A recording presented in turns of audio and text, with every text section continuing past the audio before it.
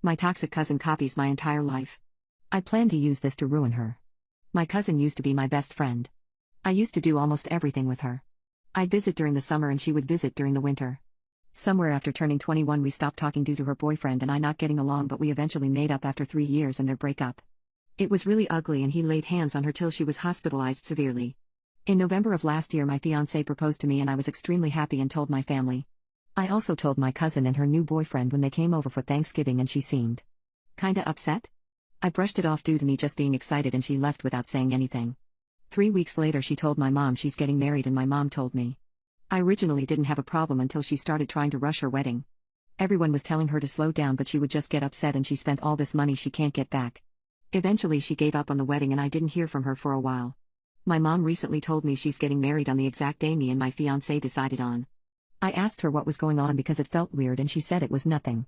Now growing up, she always tried to one-up me and I always let it go because my mom would always say that we were better off than she was and I really just wanted to spend time with her at the end of the day, but it was never enough. My family thinks I'm being ridiculous and is saying she's not trying to outdo me. As a test, I told her I was pregnant and wouldn't you know, 2 weeks later and she announced she's pregnant. I am just so tired and I don't know what to do because my family is saying to just ignore it and just go to the wedding, but I can't. My toxic cousin copies my entire life. I plan to use this to ruin her. My cousin's actions of copying me continued. Her parents spent over $15,000 on her rushed wedding and she decided to just go to the courthouse instead.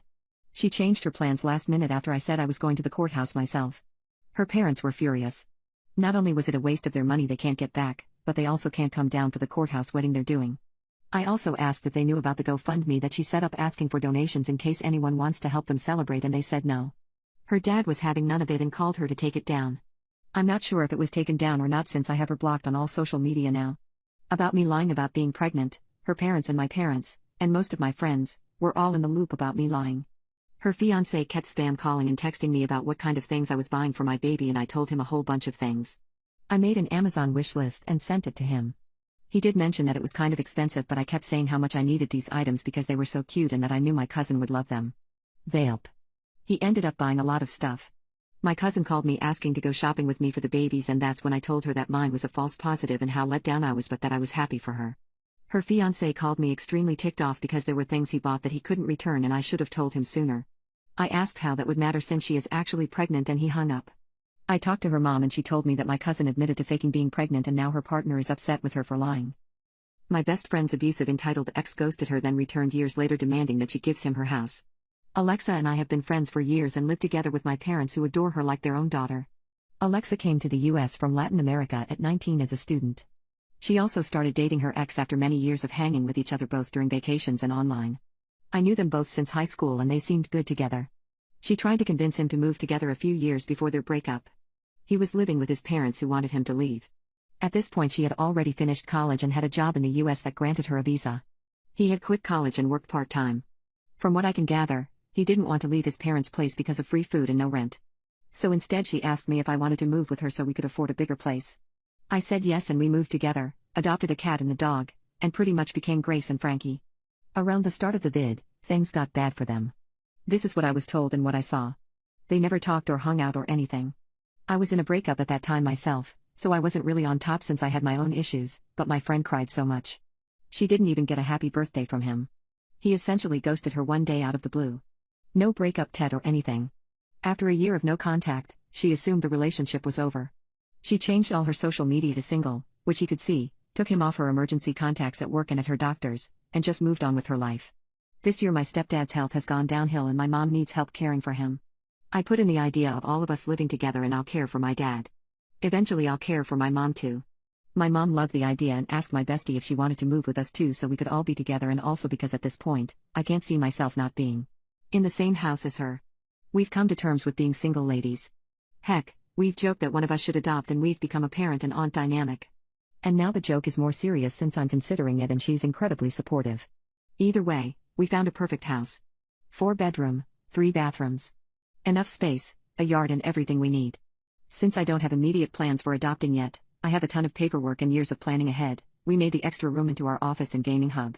We both work at the same place, totally not on purpose, they were hiring and we both needed visas. And as proud first-time home owners, we posted pictures. Her ex, who by this point has been MIA for 3 years, messaged her saying he was so excited to move into the new house. She told him this was her house with me and my parents. He said since they were a couple she should kick me and my parents out so he could move in. I want to point out that my parents paid for a large portion of the house. Alexa obviously told him he was not moving with us and that he ghosted her, so there was no relationship. He went on a tirade that he never broke up with her, that she was abandoning him, that she never cared about him, etc. I got ticked off, took the phone from her and told him he could live in a bear cave for all I care, but to leave Alexa in our house alone. He went ballistic and began calling me the F slur as I am bi. My friend started crying and I was absolutely done with him. I never thought he was abusive, but my friend confessed to me that this was not new. He always had issues with the two of us living together and accused her often of cheating on him with me. We ended the call, and I told her she needed to block him for her own sanity's sake. She deserves so much better than this man-child. She got me to leave my abusive ex when I was in high school. She took me to the hospital when he laid hands on me up and she called my parents. My friend is family. And I'll be dead before I let some stage 5 Peter Pan syndrome Beetlejuice-looking dude with commitment issues make her suffer. My brother hailed Satan at a Christian church event and my parents did not take it well. I'm not sure how to proceed at my brother's level of immaturity. My little brother, who was 15 at the time, had seen a poster at a gas station. It was an advertisement for a traveling Christian strongman show that would be taking place in a large community church in a nearby town. He badgered me for a week, begging me to give him a ride to this event. We weren't church people, so this was quite odd.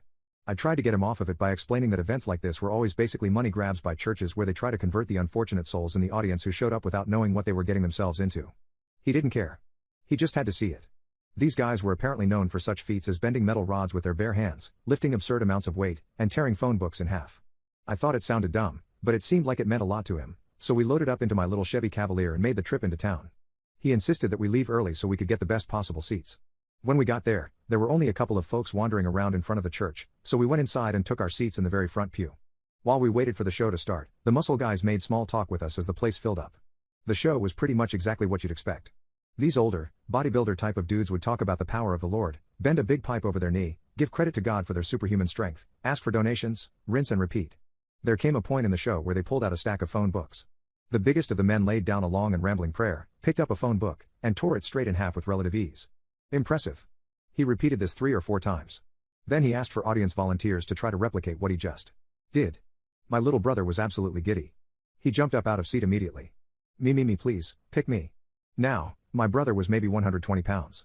He never worked out a day in his life. I grabbed the back of his shirt and tried to get him to sit down, but he was determined. Come on up here, little dude in the front, said the muscle-bound ringleader. My brother obliged. Now who here thinks this kid has what it takes to tear this telephone book in half? Obviously the crowd politely laughed. My girlfriend and I exchanged nervous and uncomfortable eye contact for a moment. Let me tell you, little guy, there is no way that you're going to be able to do this today, but if you train hard and give yourself to God completely, one day He will make all things possible for you. The man handed my brother a phone book that had to be 4 inches thick. As he took it in his hands, the crowd laughed again. Almost instantly, my brother held the book over his head, screamed "Hail Satan," brought the book down to his chest, and easily tore it in half. The crowd gasped loudly.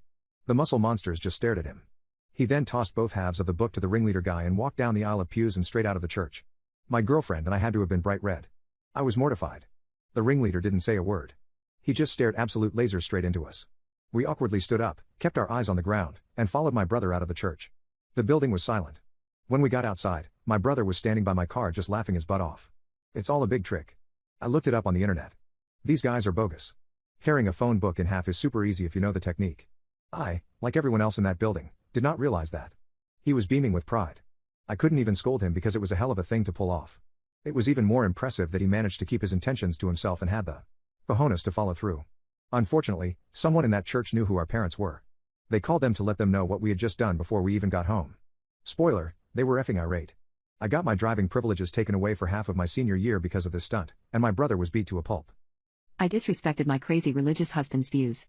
How do I proceed? My husband has always been quite religious, but recently he has delved into the deep end into near psychopathic levels of religion. I, 53F, have been married to my husband Peter, 51M, for 17 years. We have 2 teenage kids, Joan and Eric. Peter and I have been best friends for the majority of our time together, but things changed. About a year ago, Peter got into a bad car accident. He got hit by a drunk driver, and was in a coma for a month. It was a really rough time for the family, and the kids and I were pretty much constantly by his side when we weren't at work or school. Thankfully, he woke up, and he was able to get back to his life after months of recovery and intense physical therapy. Part of this intense physical therapy provided by me, of course. Things started to feel like they were going back to normal, until he became super religious a few weeks ago. He started to believe that God had saved him, started to completely disregard the fact that I and the kids were staying with him during this time and attributed none of the work to the doctors or nurses. He started believing that he needed to use the second chance he was given to spread the gospel. He has latched onto a very conservative type of Christianity, where he believes I'm the woman and should submit to him. It is causing a lot of friction between us. Our eldest Eric is currently in his senior year of high school, and is working on the college application process now. Our younger daughter Joan has been watching Eric's college applications and is very interested in pursuing college. The other day, she came to me crying, saying she'd asked her dad what colleges were good for computer science, since she's been very interested in coding for a while now, and her dad said she wouldn't be going to college, since her future job was to be a good housewife and mother, and college would be a waste of money. To say I was furious would be an understatement. I went to him and asked him why he said that. He replied that he was spreading the good word, that women were made to serve the husband and the household, and he wanted to make sure we didn't lead our children into a sinful alternative lifestyle. I asked him if he expected me to quit my job and focus on being a wife and mother too, and he said that he'd wanted to talk to me about this for a while. He said that he wanted me to quit my job, since being an accountant is not suitable for a woman. This absolutely blindsided me, since he'd never expressed anything like this before. I told him that I would not be quitting my job and our daughter would go to college, whether he approved or not. He rolled his eyes, and said I'd come around. It escalated last night. Joan was going to go to the movies with a couple of friends, and she came down wearing a pair of jeans and a crop top. Typical teenager stuff, nothing she hadn't worn before. Peter stopped her, and told her she had to change. She asked why, and he said he wasn't going to let her leave the house looking like a tramp. He also added something about her asking for it by wearing that. I was shocked, he'd never used language like that before. I told her to leave just as she was, and she left. Peter asked if I even cared about our daughter's soul, and I told him it's her body, she could dress herself how she wanted. He said her body is the property of God, not her, and that I needed to respect his religion. I told him I'd never respect a religion that treats women like second-class citizens, then went in on him and his new religious views. He left the house in a huff. What is your worst experience with religious psychopaths? I got ambushed by a herd of devout Christians and was beat with sticks until I agreed to become one of them. I, 19M, recently spent the night with a young Christian couple. Thankfully, not intimately as they were both very unhygienic. I had no idea they were Christian when I met the two of them. Let me explain the meeting. I work at a gay bar. I'm not gay, but as a poor person who needs to pay rent, I'm not picky when it comes to employment. The couple were my customers. They seemed to enjoy talking to me every time I served them something. The bar was not that busy and I liked them. I was surprised to find out that my assumption was wrong and that the guy was not the gay or bi best friend and that the woman he was with was actually his wife. Both of them made it clear that they were straight. The couple ended up giving me a generous tip and made me promise to come to a party they were hosting at their house the following evening. I was at their house the next night. To be honest, I didn't want to go, but I wanted to avoid an awkward apology if I happened to see them at the bar again. So, there I was, at the party. This was no party. At least not for me. It was a gathering of Christians and it seemed like I was the only random person there. I didn't really know what the F I was part of at first, until the Christian couple introduced all the other people to me as sister and brother. The couple asked me if I believed in the big guy in the sky. I shrugged and said I didn't know, but then said not really. Big mistake. The husband said he owned his own business and credited the big guy for making that possible. Before I could respond, he asked if I would like to work for him instead of working at, and he quoted me on this, a place with posters of peepees on the walls. He literally said my job at the gay bar was sinful and shameful. Not gonna lie, I had no interest in working for him. I know beggars can't be choosers, but I didn't feel comfortable working for a guy who shamed another guy for working at a gay bar. I declined his offer as delicately as possible and said office work was not for me, especially in telemarketing. The husband pointed at one of the people in the room, an attractive woman, and said that she also used her body to please others before he showed her another way to earn a living without sin. I said, thanks but no thanks when it seemed like he was waiting for me to provide some kind of response. The couple looked dissatisfied. The wife decided to take control of the conversation and asked me if she and her husband could pray for me. I thought she meant to pray for me as in something she and her husband would do in private while I was off living my life in sin, which is why I was like sure, pray away. However, I soon realized they meant pray for me at that specific moment. And not just them. Everyone. The couple encouraged everybody to gather around and not only pray for my protection at the gay bar against my gay co-workers and customers, but also pray for me to change my mind and accept the job I was offered. Cue people who practically knew nothing about me praying for me out loud. It was bizarre. Everyone was suddenly shouting words at me. I had no idea what to do except to awkwardly stand there and occasionally wipe people's saliva shots off my face. What was even weirder was the fact that everyone finished praying at different times. It all came down to one man who went on and on about random stuff that had nothing to do with me. At the end of the prayer session, I told them I appreciated the prayers, but was absolutely not interested in changing jobs and leaving my life of sin. They got angry. The couple then pulled out a stick. They said this was a stick from Jesus and it is used to make people repent for their sins. Then, with the pressure of dozens of people around me, I was made to kneel, and the husband struck my back with the stick 7 times, 1 strike for each one of the 7 deadly sins, no Meliodas. After receiving my lashes I told them I had to use the bathroom. I then bolted out the door, never to return to said couple. I now see them at the bar sometimes, and avoid them each time. My baby daddy's mom is a danger to my baby. I'm not letting her see him. My baby daddy's mom is an absolute head case, diagnosed with BPD, ADHD, and a diagnosed narcissist. She has the infinity stones essentially. She has always been a pain in the backside and I did not want her at the birth of my baby. The day my daughter was born, my mother-in-law came over to the house and saw her in the evening despite my reluctance. I gave in and let her hold my daughter. She was holding my daughter and my daughter started to fuss, so my mother-in-law thought she had pooped. I told her she hadn't, and that I just changed her and she's okay. She proceeded to tell me I'm wrong and undressed her in a very aggressive manner, making my daughter scream like I had never heard. She then checked her diaper, told me I was, and picked her back up, once again aggressively, and said, "Oh, I know I just ticked you off, didn't I? Here, let me console you, my baby." She was still screaming, so my baby daddy grabbed her and calmed her. He said, "Here, wanna go see mama?" And mother-in-law yells, "No, she wants to see grandma," and snatched the baby. She then was like, "Oh, I just wanna kiss you, but we can't kiss new babies." To which my baby daddy said, "Yeah, don't kiss my baby." We were very strict on people not kissing her. She started fussing again, so I took her and said she was hungry so she couldn't argue it with me. Then she decided to leave. The next time we saw her was about a week later on Christmas. She was making breakfast for us and said it'd be ready when we got there. We got there and it was half done and she told my baby daddy to finish it so that she could go blow dry her hair and hold the baby. He ended up helping and she came out and I was feeding my daughter. She threw a fit about it and was like, "Really? You have to eat now?" I then changed her diaper and she stood over me the whole time watching and finally walked away. We sat down to eat and she snatched my daughter and asked how we feel about people holding the baby when she cries. I said if she's fussing then she's fine, but if she's crying then she needs to come back to me. She goes, "Well, I don't mind her crying so I'll just keep her." The next time she came over, my daughter was congested so we weren't letting people hold her. I explained the concerns we were having with her congestion when she got there and then she proceeded to go, "Oh, that's a bummer. Anyway, can I hold her?" I said no, she's congested. She then said she was gonna leave since she couldn't hold the baby. My baby daddy went outside and my daughter started fussing and she asked, "Have you even fed her today? Is she hungry? You need to feed her." She then asked if she could take a picture of herself holding the baby because people at her work wanted to see her. I said no and she stormed out. The next time we saw her, I let her hold her and she proceeded to take her into a different room while I was playing a card game with everyone. She then started kissing all over her, so I asked my baby daddy if we could leave. We left and she said thanks for letting me finally hold her. At that point I was done and told my baby daddy no more and I'm done with the disrespect. She had disrespected me and my boundaries every time she had seen us since the baby was born. My baby daddy and I ended up splitting up when she was about 3 months old. He kicked us out so I moved home with the baby and he moved back with his mom. His sister was pregnant so he and I went to the baby shower at his mom's house. My baby was about 4 months old at this time so she hadn't seen her for about 2 months. This is where the poisoning came in. I'm deathly allergic to bananas. My throat closes, I get hives, can't breathe and lose consciousness. She knows this very well. They had a slushie there that was pure banana.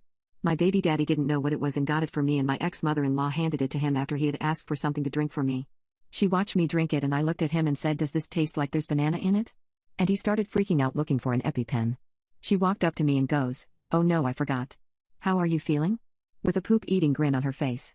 Then she said, "You'll probably be fine," and walked away. I was thankfully fine. Baby daddy has had many conversations with her about talking with me and what she's done. I've told him she's not allowed to see our daughter unless I'm there and she'll never be allowed to be alone with her. He respects it and understands why I feel that way.